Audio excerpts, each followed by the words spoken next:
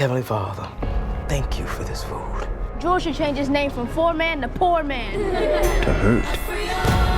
Down goes Frazier! What's my name now, fool? Foreman is the new heavyweight champion of the world. Where's all that rage coming from? Don't have any rage. And it becomes all you know. Let's thank God for the food, y'all. How about the food, mama? You're watching Black Tree on TV. Hi, champ. How you doing? Good to see you. Good to see you.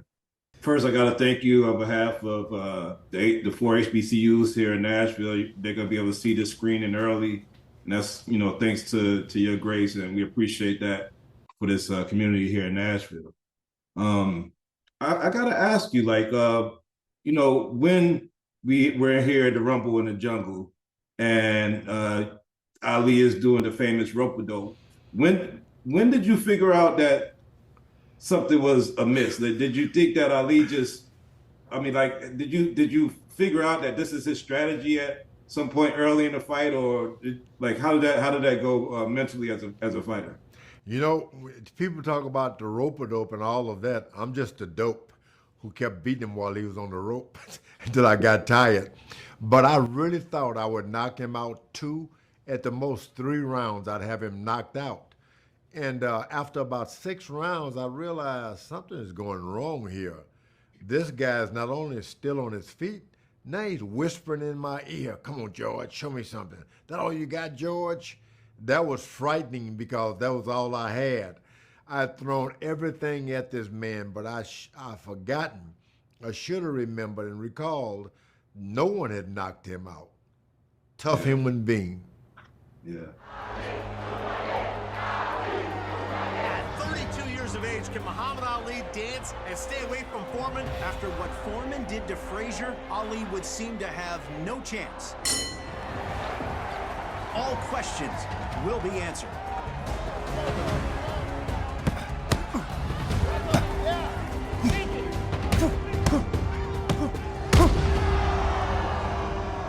That's all you got, George? Come on. And speaking of knockouts, you're always regarded as one of or the hardest hitter in boxing history. When you look at your Rocky Marcianos, your Mike Tyson's, Ernie Shavers, who do you feel like is the hardest puncher, and who has hit you the hardest? Well, I fought a guy by the name of Ron Lyle. This guy hit me so hard, it didn't even hurt. I just would find myself on the canvas, knocked down, face first. I kept getting up. He knocked me down again. I think he beat me up so bad that finally he gave out and I won the boxing match. But that's the most hard I've been hitting, along with Jerry Cooney. Yeah.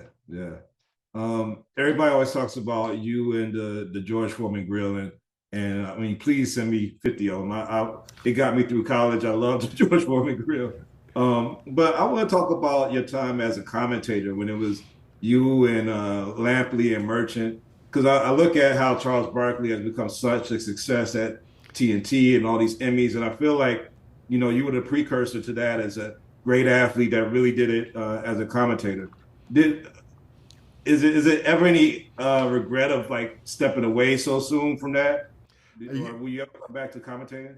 Strangely enough, I started to work at HBO. The next thing you know, I said, I can do it again. I'm into boxing again. I became the heavyweight champion of the world, still working with HBO. And then you watch one match after another and you say, I can do it again. After 13 years, I said, I'm getting out of here because I can't get back in that ring again. But you keep watching and thinking I can do it again. But when I walked away from HBO, I felt like I'm done with boxing. The other guys, they don't feel like going back to basketball, but I kept feeling like I can still be champ. I thought if I stayed there, I'd be 65 years old, still trying to be champion. You probably could knock a couple of people out, I'm sure.